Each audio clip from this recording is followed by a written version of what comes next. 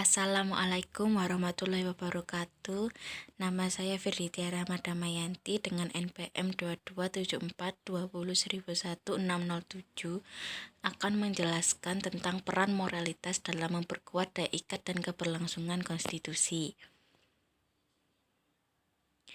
Pertama, kita ada di bagian latar belakang. Konstitusi sebagai hukum dasar tertinggi negara tidak hanya mengatur kehidupan berbangsa, tetapi juga mencerminkan nilai moral yang dianut masyarakat. Nilai-nilai moral ini penting untuk memberikan legitimasi dan mengikat hukum serta kebijakan yang diterapkan.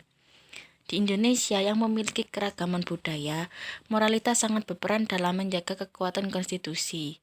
Ketika masyarakat dan pemimpin menghormati nilai moral dalam konstitusi, hukum akan menjadi lebih efektif. Sebaliknya, krisis moral seperti korupsi dan rendahnya integritas bisa melemahkan konstitusi dan menyebabkan pelanggaran. Penting untuk memahami bagaimana moralitas mempengaruhi daya ikat konstitusi dan mencari cara untuk memperkuatnya. Penguatan moralitas dalam konstitusi Indonesia akan menciptakan hukum yang adil, transparan, dan berkeadilan sosial, serta menjaga stabilitas dan integritas negara. Pertama, yaitu peran moralitas dalam memperkuat daya ikat dan keberlangsungan konstitusi. Moralitas adalah seperangkat nilai dan prinsip yang digunakan untuk menentukan apa yang dianggap benar dan salah dalam interaksi sosial dan politik. Nilai-nilai moral ini kemudian diadopsi ke dalam konstitusi, menjadikannya bukan hanya sebagai dokumen hukum, tetapi juga sebagai panduan etis dan moral bagi negara dan masyarakatnya. Di Indonesia, moralitas itu tercermin dalam Pancasila sebagai dasar negara, yang juga tercantum dalam pembukaan Undang-Undang Dasar Negara Republik Indonesia tahun 1945. Moralitas memperkuat daya ikat konstitusi dengan memberikan legitimasi terhadap aturan-aturan yang ada. Ketika prinsip moral yang diterima oleh masyarakat luas menjadi dasar bagi aturan dalam konstitusi, aturan tersebut akan lebih diterima dan memiliki kekuatan mengikat yang lebih kuat.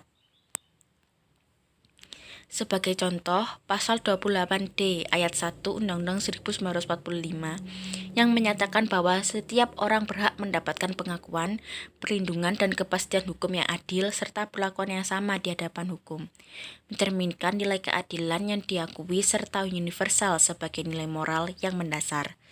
Ketika nilai-nilai moral seperti keadilan dan kesetaraan dihormati, konstitusi akan lebih efektif dalam menjaga keadilan dan stabilitas negara. Moralitas juga memainkan peran penting dalam pembentukan integritas dan etika para pemangku kebijakan. Pemimpin yang memiliki landasan moral yang kuat akan cenderung bertindak sesuai dengan kepentingan publik dan nilai-nilai keadilan yang terkandung dalam konstitusi.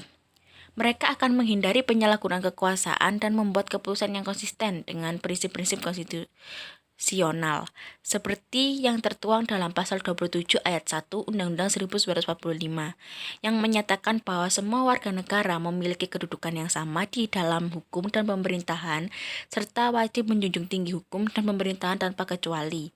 Dengan demikian, moralitas membantu memastikan bahwa para pemimpin bertindak dengan integritas dan bertanggung jawab terhadap rakyat. Contoh nyata pentingnya moralitas dapat dilihat dalam sejarah perjuangan Indonesia, di mana nilai keadilan dan hak asasi manusia tercermin dalam pembukaan Undang-Undang 1945 dan pasal 28A hingga 28C. Ketika nilai-nilai ini diabaikan, masalah seperti pelanggaran hak asasi manusia dan korupsi dapat meningkat yang melemahkan konstitusi.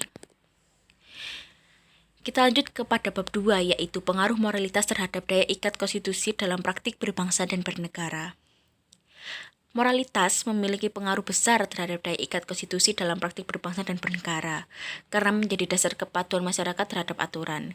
Ketika konstitusi seperti yang tercantum dalam pasal 1 ayat 2 Undang-Undang Dasar 1945 yang menyatakan kedaulatan di tangan rakyat, mencerminkan nilai-nilai moral yang dihargai masyarakat. Mereka lebih cenderung untuk mematuhi hukum dan menjalankan kewajiban sebagai warga negara. Moralitas juga memberikan legitimasi pada konstitusi. Ketika konstitusi dianggap adil dan sesuai dengan nilai moral, masyarakat lebih mendukung.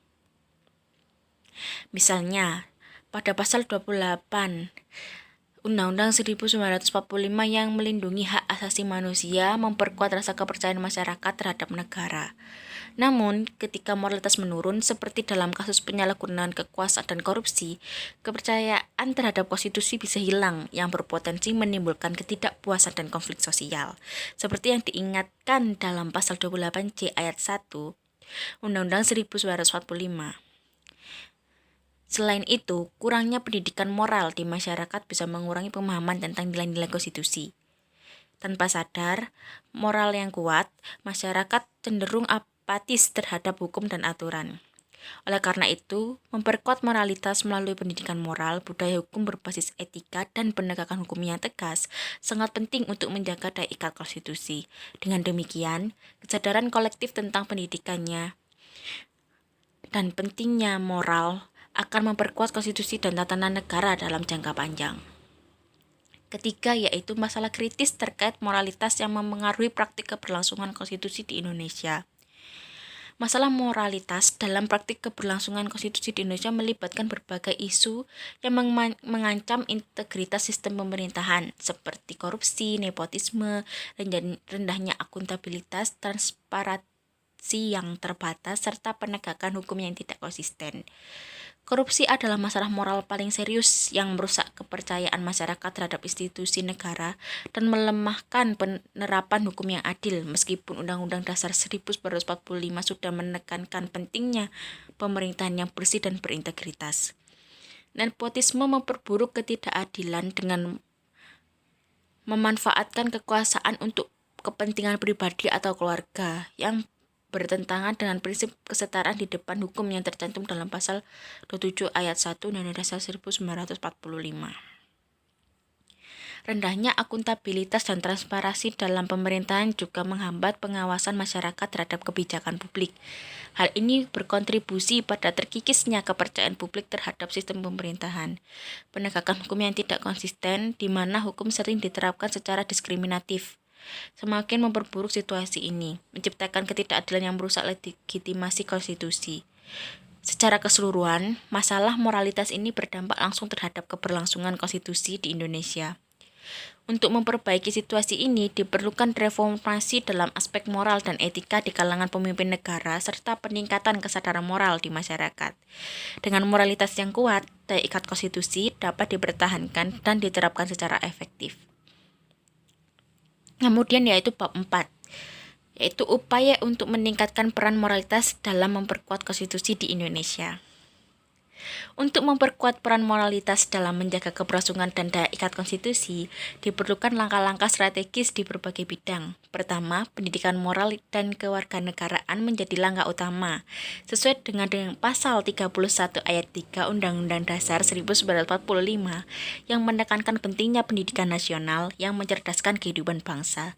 Pendidikan ini harus mengajarkan nilai-nilai moral dan etika yang berkaitan dengan hak dan kewajiban konstitusional, seperti prinsip keadilan, hak asasi manusia, dan tanggung jawab warga negara dalam bangsa dan bernegara. Kedua, penguatan penegakan hukum yang berkeadilan sangat penting. Pasal 24 ayat 1 Undang-Undang Dasar 1945 menggarisbawahi bahwa kekuasaan kehakiman harus merdeka untuk menegakkan hukum yang adil. Penegakan hukum yang konsisten, bebas dari korupsi dan tanpa diskriminasi akan memperkuat kepercayaan masyarakat terhadap konstitusi. Hukum harus diterapkan secara adil untuk semua pihak, sehingga masyarakat merasa bahwa hukum berdasarkan pada prinsip moral yang kuat. Ketiga, peningkatan transparansi dan akuntabilitas dalam pemerintah juga sangat krusial. Pasal 28F Undang-Undang Dasar 1945 mengakui hak setiap orang untuk mendapatkan informasi. Oleh karena itu, kebijakan publik harus dilaksanakan dengan transparansi yang tinggi, dan pejabat negara harus bertanggung jawab atas tindakannya. Pemerintah yang terbuka dan bertanggung jawab terhadap memperkuat legitimasi pemerintahan serta menjaga integritas moral dalam menjalankan konstitusi. Terakhir, penguatan budaya hukum dan etika di masyarakat melalui kampanye publik dan peran media juga sangat penting. Media harus aktif mengedukasi masyarakat tentang pentingnya moralitas dalam kehidupan berbangsa dan bernegara, serta berfungsi sebagai pengawas sosial. Dengan meningkatnya kesadaran moral masyarakat, Komitmen terhadap nilai-nilai konstitusi akan semakin kuat dan daya ikat konstitusi dapat terjaga dengan baik dalam jangka panjang.